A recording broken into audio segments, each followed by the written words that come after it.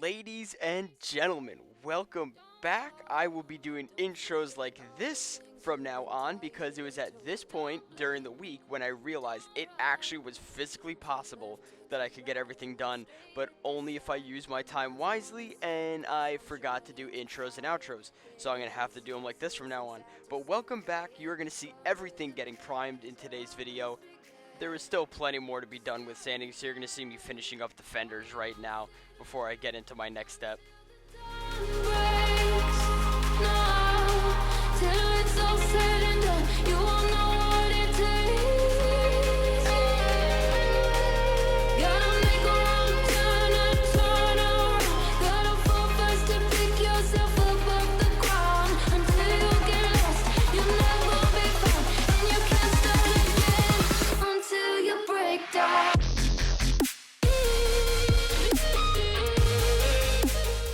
So little parts in the jams are really hard to get to with the DA, so you're going to see me hitting all those little edges down with the wire brush, stripping all the paint off.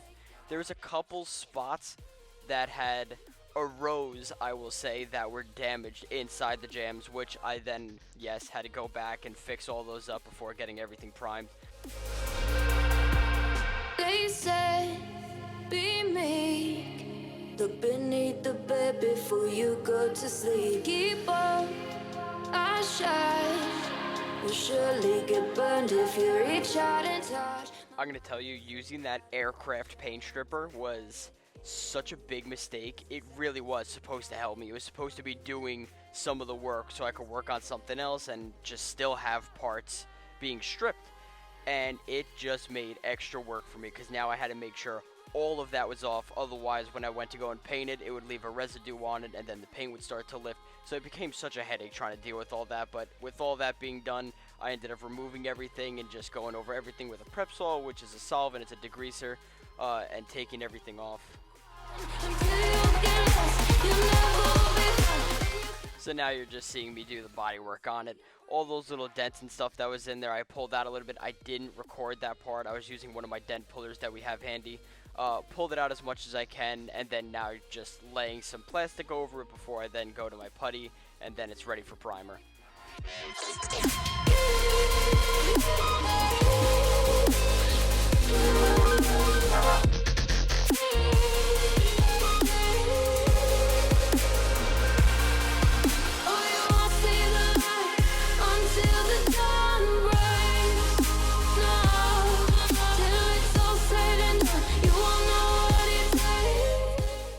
Onto something you guys are all too familiar with, the side skirts. Everything was ready to go with the forged carbon. They just had to be cleared over, so I'm taping everything off so I could prime over it and then give them a light little sanding before applying the paint, and then I remove the tape and then just clear over the whole piece as one.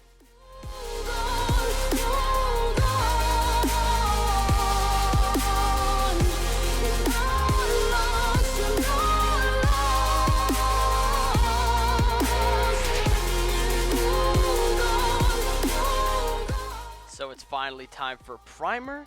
This was such a great feeling to be getting ready to prime all the parts. After spending all that time getting everything prepped, it is finally time.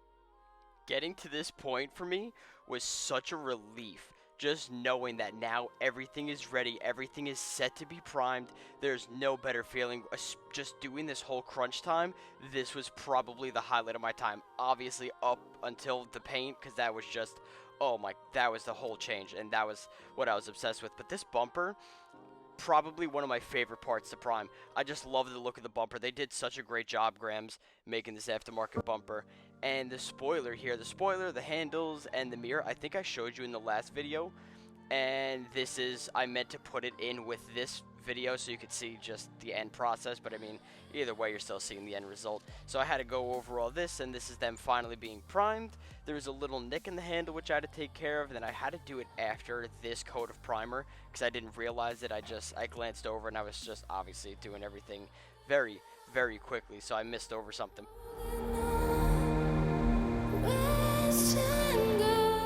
But this was the first batch of parts that are now completed.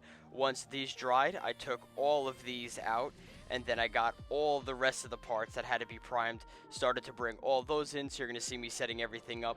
The side skirts was another piece that I was really excited to get done and get painted and cleared, because after putting all that effort in for the forged carbon look that I've been dying to see, just it's so crazy to me to be able to say that I'm the only Supra that I know of, that I've seen on YouTube, that I've seen through Instagram and all these other social media platforms, that have forged carbon on their Supra that isn't a mirror cap. I think they make mirror caps now, but it's only for the Mark V.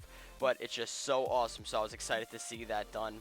I'm going over all the fenders now. The fenders got a nice, very, very thick coat of primer because there was just some areas that really needed it.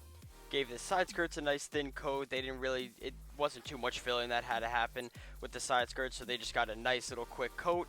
They were ready to go, and it was by this point that everything was now done. All the parts that could be taken off the car and primed have been completed, and now it is just the body, which obviously is the grand finale of it all because it is the biggest thing that has to be primed.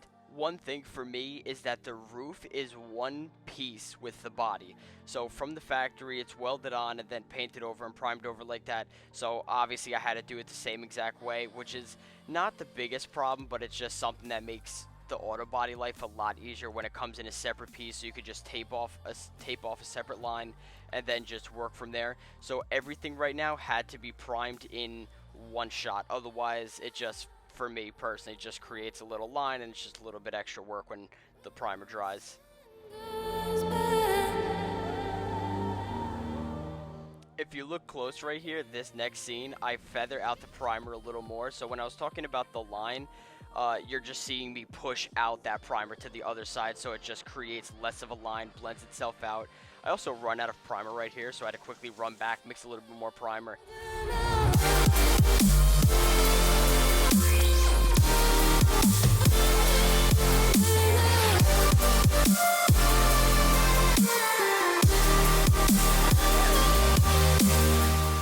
But this was it. I gave everything a full 2 days to dry. I probably could have sanded it. It was maybe a little bit overkill giving it that much time, but I did not want to take any chances, especially with the hardener in there. I know it was going to do its job. But it's really funny. I wish I kept the clock in here. So at this point, it's maybe 11 or 12 a.m., somewhere around there. And this was the last thing that I wanted to do for the day before just letting everything breathe out. So I kind of forgot that I was still recording. I left this part in just so you could see. Right now, I'm just closing everything up for the night, and you're just going to start seeing me turn off all the lights and take my other camera down before the next day. But I just thought it was funny because I was so tired. I was just ready to go and shower.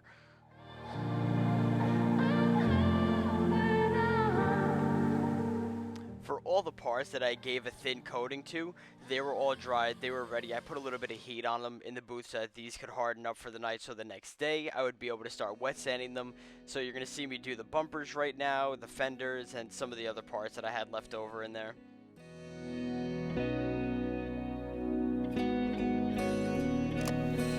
Cause I don't want nobody change me now. Cause I like to be myself. If you're not agree, you can walk away. You can walk away, you can walk away. Something in my mind makes me think I ain't nobody perfect. Something in my mind makes me think I ain't nobody perfect.